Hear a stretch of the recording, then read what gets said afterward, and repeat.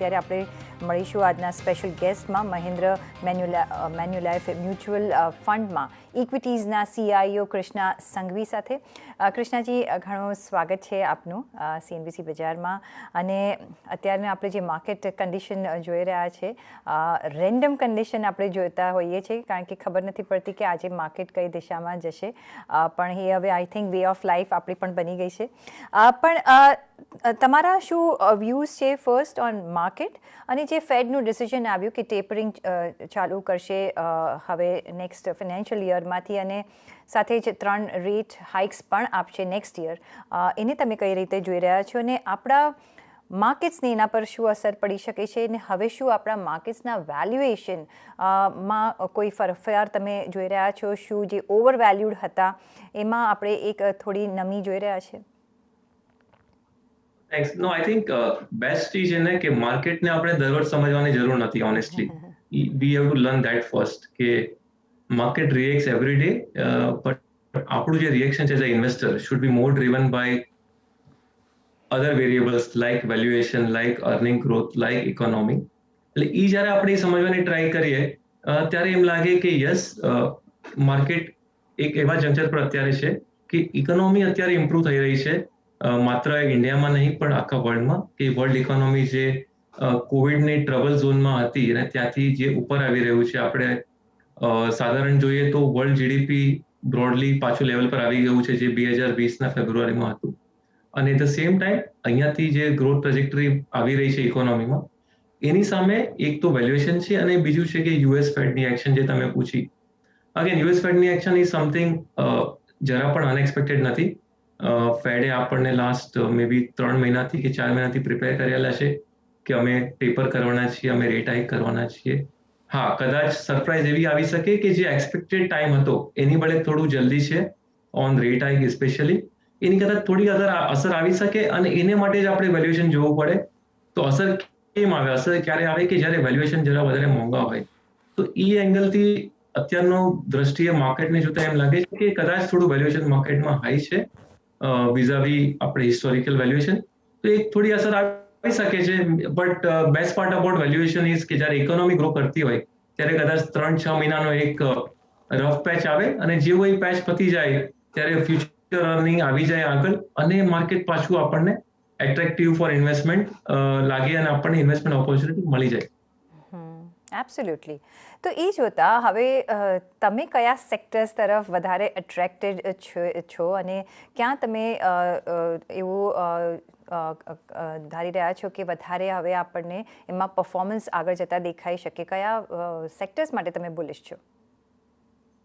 Again economy અત્યારે એવા junction પર છે કે બધા જ સેક્ટરને પોતપોતાના ટ્રિગર્સ છે to do well.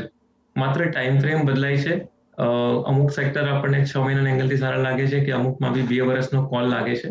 Slightly medium term, long term જોઈએ તો આપણને અત્યારે ઇન્ડિયા જે રીતે ગવર્મેન્ટની પુશ છે on the PLI, production link ઇન્સેન્ટિવના નામ પર જે સપોર્ટ સિસ્ટમ ગવર્મેન્ટે આપી છે, એમાં લાગે છે કે ઇન્ડિયાનું જે બેઝિક ફોકસ છે કે import substitution, export promotion will lead to domestic મેન્યુફેક્ચરિંગનો સારો ગ્રોથ.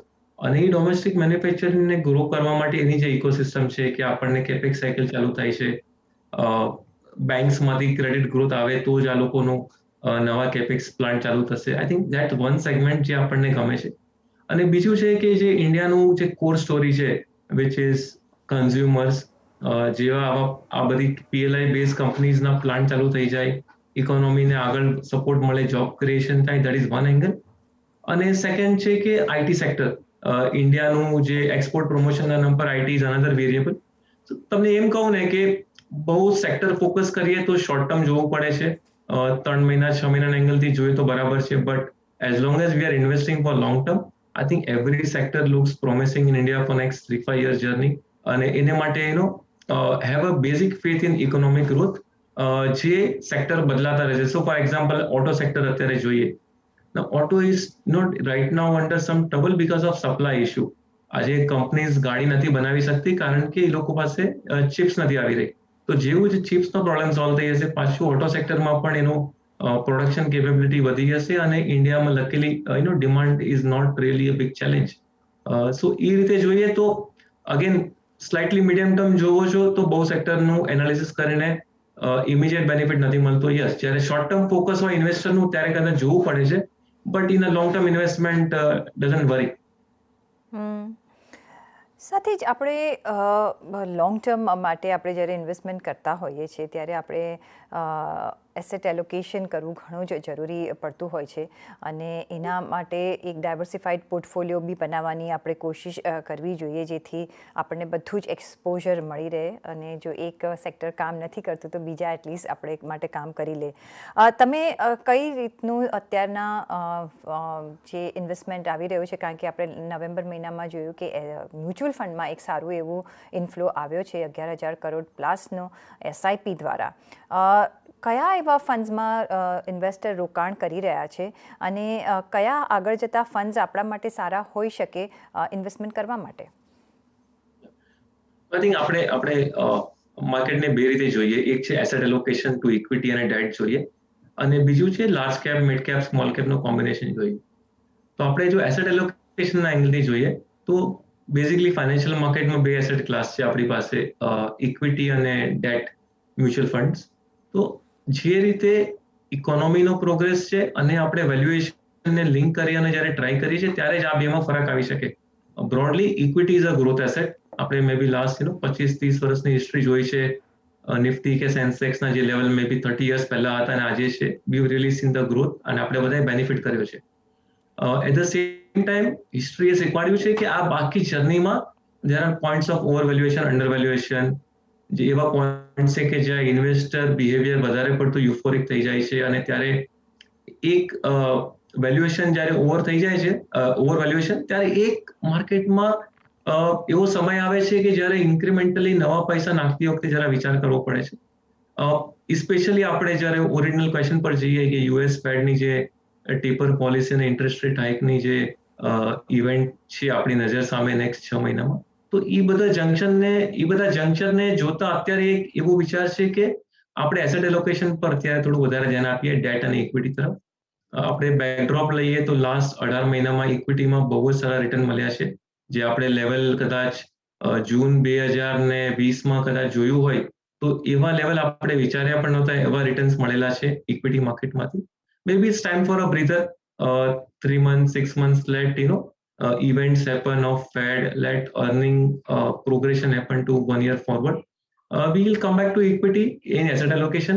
તો એ એંગલથી જોઈએ તો બેલેન્સ એડવાન્ટેજ જે કેટેગરી છે કે જેમાં ફંડ મેનેજર પાસે 0 to 100% ઇક્વિટી જવાની ઓપોર્ચ્યુનિટી છે અને they will decide based on their own understanding of markets, valuations, etc.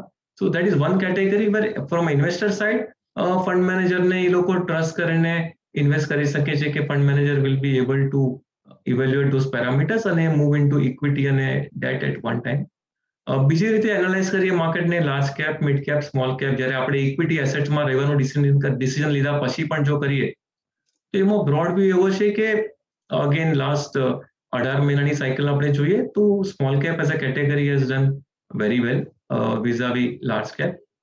તો રિલેટિવ વેલ્યુએશનના એંગલથી જોઈએ તો કદાચ લાર્જ કેપ પર વધારે ગમી રહ્યું છે, એટ્રેક્ટિવ લાગે છે, ઘણા સ્ટોક આઈડિયાઝ ત્યાં મળી રહ્યા છે. અને આપણે લોંગ ટર્મ હિસ્ટ્રી જોઈએ માર્કેટ્સની, again 5 year, 10 year, 15 years, over a long term I think large cap, mid cap, small cap net બહુ સિમિલર રિટર્ન્સ આપે છે, કારણ કે that's the beauty of market. જ્યારે લાર્જ કેપ સારું કરે ત્યારે એની જે એન્સિલરી કંપનીઝ હોય, જે લોકોને સપ્લાય કરતી હોય, જે નોર્મલી મિડ અને સ્મોલમાં હોય છે, એ લોકોનો પણ ગ્રોથ થાય છે અને એ લોકોનું પણ રિટર્ન મળે છે. ઈ પરિબળને આપણે એનાલાઇઝ કરીએ તો yes, market rotates between large cap, mid cap, small cap also. અને જે લાસ્ટ 12-18 મહિનાનું જે ગ્રેટ રિટર્ન જે સેક્ટરમાંથી મળ્યું હોય છે ત્યાંથી થોડું પૈસા ડાયવેસ્ટ કરીને જેમાં નથી ઇક્વલી રિટર્ન મળ્યું એમાં જઈએ તો ઈ strategy normally has played out is a belief.